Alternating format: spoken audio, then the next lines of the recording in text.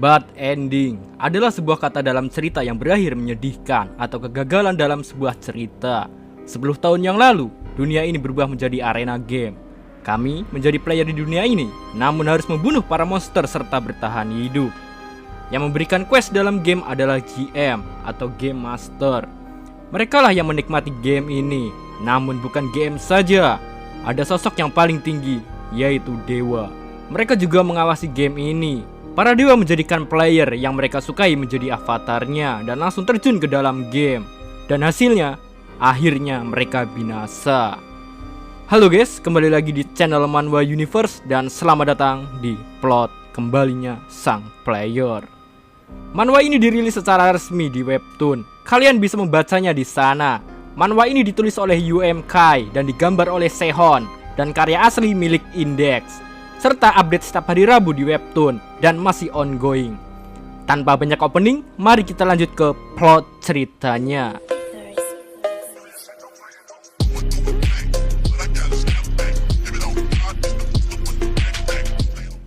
Game sampah, itulah kata yang diucapkan oleh karakter utama kita, Kim Se-han. Akhir yang sulit sudah diraih olehnya, namun nyatanya hanya kepunahan manusia. Hanya ada satu cara untuk mendapatkan pertolongan dalam kepunahan ini, yaitu melewati lubang di atas sana. Tapi ada peraturan dalam game yang mengatakan bahwa avatar dewa tidak bisa melewati lubang tersebut. Se-han adalah avatar yang masih tersisa saat ini, dan jika dia berhasil pergi ke sana, mungkin dia akan ditertawakan karena mendapatkan akhir yang buruk. Di saat itu ia melihat notif muncul. Anda mendapatkan akhir yang buruk, dunia soliter. Kata tersebut memang cocok untuk di situasi saat ini, karena Se-han hanya yang tersisa. Akan tetapi, muncul notif kedua yang memberikan selamat kepadanya, karena ia berhasil menyelesaikan quest sendirian. Semua permainan akan berakhir, Anda telah berjuang keras sejauh ini. Melihat kondisi seperti ini, Se-han lebih baik mati dan akan bunuh diri, karena para dewa sudah tidak punya peran lagi baginya. Namun, muncul notif ketiga. Setelah menghapus model tunggal, toko DLC akan terbuka. Se-han tahu bahwa mode DLC adalah cerita lain di dalam mode permainan. Setelah dicek, bahwa notif tersebut memberikan biaya berupa poin jika ingin membelinya. Notif tersebut juga memberitahu bahwa permainan bisa dimulai kembali dan hak istimewa akan dibuka. Se-han juga berpikir bahwa para dewa juga belum mengetahui hal ini. Dan jika mereka tahu, maka tidak akan mungkin memberikan kesempatan ini kepadanya. Setelah banyak memikir, Se-han yakin untuk membeli DLC tersebut. Dengan poinnya, mungkin bisa membalikan keadaan bumi sekarang. Semoga bukan kebohongan kalau ini bisa memulai dari awal lagi, dan aku juga bisa merubah akhir dari game sampah ini. Se-han terbangun dari lamunannya. Ia merasa bahwa dirinya kembali ke masa sebelum ada sistem game muncul. Namun, beberapa saat kemudian, ia didatangi oleh seseorang wanita, Han Jisoo. Jisoo adalah seorang junior yang cukup dekat dengannya setelah kuliah. Wanita ini usianya di bawahku 1 tahun. Dia sangat perhatian ke orang lain, termasuk diriku. Dia selalu mengajak Se-han mengobrol di saat sendirian seperti ini. Jisoo selalu mengkhawatirkan Se-han karena dia adalah seorang gamer dan sering begadang. Jisoo juga memberitahu bahwa ujian semester akan datang. Namun Se-han menanyakan kapan ujian semester akan dimulai. 17 Agustus, kata Jisoo. Se-han tahu bahwa tanggal tersebut adalah hari kemerdekaan Indonesia, melainkan ia kembali ke awal game dimulai. Awal malapetaka bagi manusia. Melihat Se-han yang masih ngelamun membuat Jisoo khawatir dengan kesehatannya. Se-han masih memikirkan bahwa kejadian ini nyata terulang kembali, bahwa ia kembali di awal game. Akan tetapi Jisoo mengajak Se-han untuk pergi dari sana, karena ada seseorang yang akan datang, Lee Jong-yun. Dia adalah seseorang yang selalu menggoda Jisoo dan selalu membuli Se-han karena pecandu game. Namun, Se-han menolak ajakan Jisoo untuk pergi. Yang ada di pikiran Se-han saat ini hanyalah dirinya kembali ke masa 10 tahun yang lalu. Dari kejauhan terdengar kericuhan yang membuat Jisoo penasaran. Apa itu? Kata tersebut sama yang diucapkan Jisoo 10 tahun yang lalu, bahwa kejadian ini awal kemunculan monster goblin. Para warga belum tahu kejadian ini dan melihat sosok goblin lebih dekat. Mereka kira bahwa ada kontes cosplay di area tersebut. Jisoo juga tertarik dan ingin melihat bersama Se-han. Akan tetapi Se-han menolak dan agar tetap diam di sini saja. 10 tahun yang lalu, Jisoo menarik tanganku dan mengajak untuk melihat para goblin tersebut. Jisoo melihat dari atas bahwa para goblin menyerang manusia, yang membuat dirinya ketakutan melihat hal ini. Sebenarnya para goblin tersebut masih lemah, hanya saja saat ini dia sangat kuat sama seperti orang dewasa walau tubuhnya kecil. Bagi para goblin, pembunuhan bukan hanya perburuan, tapi juga permainan. Jadi saat membunuh manusia mereka tertawa. Di saat itu Jisoo menarik Sehan untuk pergi karena mereka sudah diincar oleh para goblin. Goblin tersebut akan menyerang Sehan, namun Jisoo menghadangnya. Sehan mengingat bahwa 10 tahun yang lalu ia dilindungi oleh Jisoo di saat goblin itu menyerangnya, dan melihat Jisoo dibantai goblin di depan matanya. Lantas Sehan pergi dari sana meninggalkan Jisoo yang dibunuh oleh goblin seperti pecundang. Sehan melihat notif terbuka bahwa akan dimulai babak kedua. Karena Sehan tahu akhir dari game ini, dia berniat untuk mengubah alurnya. Sehan mulai berani menyerang goblin tersebut sebelum menyerang Jisoo dan berhasil membunuhnya. Akibat sudah membunuh goblin, Sehan mendapatkan notif spesial bahwa ia bisa membeli produk DLC serta mendapatkan poin yang tersisa dari babak pertama. Bukan hanya itu, ia mendapatkan akses masuk ke komunitas. Apa itu akses komunitas? Nanti kita akan jelaskan. Dalam sebuah game, para player akan mendapatkan poin jika berhasil menyelesaikan quest. Dengan poin itu, kekuatan player meningkat atau player dapat membeli item yang diinginkan. Itu adalah peraturan umum bagi sebuah game. Dan peraturan itu berlaku untuk dunia yang telah menjadi game ini. Saat ini, Sehan memiliki 700.000 poin dari babak pertama ditambah 300 dari bonus membunuh goblin. Tidak disangka bahwa poin tersebut terlalu besar bagi seorang newbie di awal game. Di lain sisi, banyak bermunculan benda aneh serta notif yang mengumumkan untuk semua orang bahwa mereka diundang ke dalam game para dewa. Dan mulai sekarang mereka adalah playernya dan harus menyelesaikan quest utama. Semua orang tidak paham apa yang terjadi saat ini. Sehan tahu bahwa pergerakan saat ini harus berhati-hati. Ia tidak ingin menarik perhatian para dewa dengan mata observer. Observer adalah mata para dewa dan GM. Penampilannya berbeda tergantung pemilik dan kegunaannya, tapi secara umum bentuknya sama, warna hitam. Sehan berpikir agar tidak terlalu mencolok di mata dewa. Mungkin juga akan berpengaruh tingkat kesulitan questnya. Mereka bukan tipe yang dapat membiarkan kami menyelesaikan quest dengan mudah. Kedepannya game ini akan sulit dari sebelumnya. Melihat situasi saat ini, Jisoo tidak terlalu panik.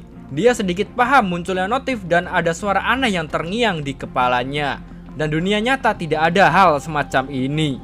Sehan juga membenarkan perkataan Jisoo, karena kita nggak akan mungkin melihat notif dan mendengar pesan suara di dunia nyata. Di saat itu quest utama dimulai. Quest ini berlaku bagi player di sekitar kampus bahwa harus keluar dari sana dengan batas waktu 2 hari. Dalam quest tersebut, para player harus menghindari atau membunuh goblin agar bisa keluar dari kampus. Dan setiap player akan mendapatkan hadiah yang bervariasi tergantung tingkat pencapaiannya.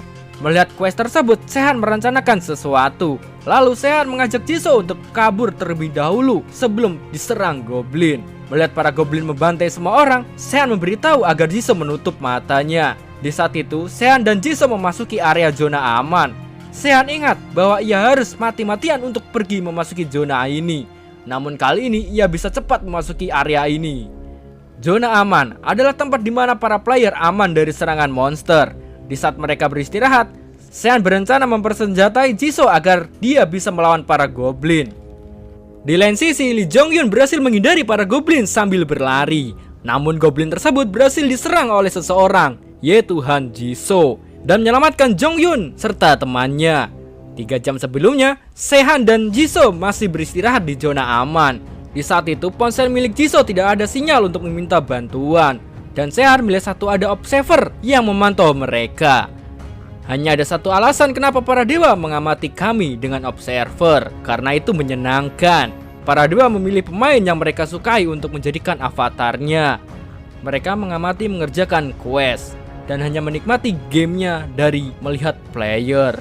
Lalu GM berperan sebagai game master yang mengelola server dan memberikan quest ke player. Dan saat ini Sehan dipantau observer milik sang GM Korea, Akaters. Di saat itu Sehan berlagak lemah dan mending turu. supaya tidak mencolok di hadapan sang GM. Lalu, observer tersebut pergi meninggalkan mereka. Di saat situasi aman, Sehan mengecek toko DLC serta memasuki room komunitas. Silauan cahaya tersebut membuat Sehan kaget dan merasa Jisoo menyadarinya. Akan tetapi, Jisoo tidak melihat cahaya tersebut. Jadi, hanya Sehan saja yang menyadari ketika membuka room komunitas tersebut. Dalam notif, bumi telah dipilih sebagai arena game RPG yang baru dibuka. Sehan tahu bahwa komunitas ini yang sering digunakan para dewa untuk saling mengobrol dan berbagi informasi. Sehan mencoba memasuki room chat dengan inisial Anonim 48. Seperti kolom chat game pada umumnya, setiap ada yang bergabung harus memperkenalkan diri. Namun saat ini Sehan masih merahasiakan identitasnya. Di saat itu, mereka juga menyindir server Korea karena GM saat ini adalah Akaters. Ia hanya memberikan quest yang biasa saja kepada playernya, serta menyinggung orang yang cepat menemukan area zona aman. Setelah selesai mengecek room komunitas, Sehan mencoba membuka toko DLC. Ia terpukau melihat banyaknya item yang menarik. Ada beberapa item yang tidak memenuhi syarat karena belum menyelesaikan quest. Sehan mencoba mengambil item berupa box paket multiplayer. Box tersebut menjelaskan bahwa bisa bermain dengan rekan atau tim, dan maksimal orang ikut hanya 5 player, serta mendapatkan keuntungan seperti bonus skill hingga berbagai skill. Dan harga untuk membuat aliansi atau squad senilai 20.000 poin. Di saat ini, Sehan melihat beberapa orang yang sudah berkumpul untuk bersama-sama membunuh monster. Namun, semua kerjasama tersebut tidak ada hasilnya. Lalu Sehan memberitahu Jisoo untuk mulai bergerak. Melihat kondisi Jisoo saat ini, nampaknya dia terlihat tenang dan mudah beradaptasi. Sebelum berangkat, Sehan memberikan belati ke Jisoo yang didapat dari Goblin, serta memberikan item Bros VIP. Item ini berfungsi memulihkan diri lebih cepat serta menambahkan poin sebanyak 20%. Bros VIP tersebut dibeli Sehan melalui DLC dengan harga 10.000 poin. Dia berbohong bahwa ia mendapatkan dari Goblin. Memang saat ini toko DLC memberikan item yang luar biasa, meski pengeluarannya sangat mahal, namun memberikan efek yang luar biasa. Akhirnya Sehan dan Jisoo mulai bergerak. Di tempat lain, para GM dari berbagai server mereka mulai memantau pergerakan para player. Namun di server Korea milik GM Akaters, ia tertarik seseorang pengguna skill Cheon Sal Seong. Di saat itu Sehan dan Jisoo sudah keluar dari zona aman. Mereka memulai pergerakannya. Namun Sehan memberitahu bahwa jika ada goblin yang berkelompok, maka di sana ada pemimpinnya. Yang memimpin itu mungkin adalah bos dari quest ini, dan itu akan sulit jika tidak membunuh bos terlebih dahulu. Maka dari itu, Sehan meminta bantuan dari Jisoo untuk memancing para kroco goblin yang ada di sekitarnya. Setelah menggunakan parfum, Jisoo mulai berlari untuk memancing para goblin keluar. Dia tahu bahwa dirinya menjadi umpan saat ini. Serta Jisoo membawa potion jika ia tertangkap, ia bisa tak terlihat selama 5 menit. Di saat itu, Jisoo melihat Lee Jong-hyun yang sedang kabur dari serangan goblin. Akan tetapi, Jisoo membantu Lee Jong-hyun karena dia meminta pertolongan. Bukannya berterima kasih, Jong-hyun malah kaget melihat Jisoo yang bisa mengalahkan goblin. Akan tetapi, tubuh Jisoo merasa nafasnya terasa berat dan tubuhnya tak bisa tenang. Tidak punya pilihan lain, Jisoo menggunakan potionnya agar tidak terlihat dari para goblin dan pergi menemui Sehan. Namun, Jisoo mengeluarkan aura merah setelah menggunakan potion tersebut. Apa yang terjadi pada Jisoo? Di lain sisi, Sehan berhasil menemukan bos para goblin. Semua ini berkat Jisoo yang sudah memancing kroco goblin sebelumnya. Bos goblin tersebut mulai menyerang Sehan, dan Sehan menggunakan 20 poinnya untuk meningkatkan kecepatannya dan mulai menyerang bos goblin tersebut. Sehan juga menggunakan 10 poin lagi untuk meningkatkan kekuatannya sambil mengambil batu untuk dilemparkan tepat di muka bos goblin tersebut. Akibat pandangan yang buram setelah lemparan batu, Sehan mulai mengakhiri dengan mengambil pedang milik bos goblin dan menyerang tepat di lehernya. Setelah membunuh bos tersembunyi, Sehan mendapatkan item berupa ikat pinggang goblin hook serta mendapatkan 500 poin. Walau dilihat item biasa yang didapatkan, Sehan tahu bahwa item ini sangat berguna ke depannya. Untuk saat ini, Sehan masih rank F dan masih ada batasan untuk naik rank. Di saat semua sudah selesai, Sehan cepat pergi dari sana sebelum ada observer para dewa yang melihatnya. Aneh, melihat para goblin pergi ketakutan ke arahnya. Dia khawatir meninggalkan Jisoo terlalu lama. Namun setelah sampai, Sehan terkejut melihat Jisoo membantai para goblin sendirian. Apa yang sebenarnya terjadi? Apa ada kaitannya dengan potion yang digunakan Jisoo sebelumnya? Kita tidak tahu. Jisoo juga memberitahu bahwa dia menolong seseorang yaitu Lee Jong-yun, namun ia pingsan setelah melihat para goblin. Penasaran dengan status Jisoo, Sehan mulai mengecek perkembangannya. Memang kekuatannya saat ini tinggi, namun ada yang janggal. Sehan mulai menyadari bahwa Jisoo mendapatkan skill Cheon Sal Seong. Skill pasif ini adalah skill rank SS dan sangat sulit untuk mendapatkannya. 10 tahun yang lalu, Sehan juga pernah bertemu dengan seseorang yang menggunakan skill ini, yang bernama Yulma. Dia adalah sosok yang dikagumi Sehan waktu itu. Ia berasal dari dimensi berbeda yang ia temui Sehan melalui quest. Skill yang ia miliki sama dengan Jisoo, Cheon Sal Seong. Jika menggunakan skill ini, maka para lawan atau monster akan ketakutan menghadapinya. Pengguna skill ini tidak bisa sepenuhnya mengendalikan kekuatannya. Mereka bisa kehilangan kendali dan menjadi gila. Namun Jisoo belum menampilkan karakteristik Cheon Sal Seong. Jisoo juga menyadari skill ini dan bertanya ke Sehan apa kegunaannya.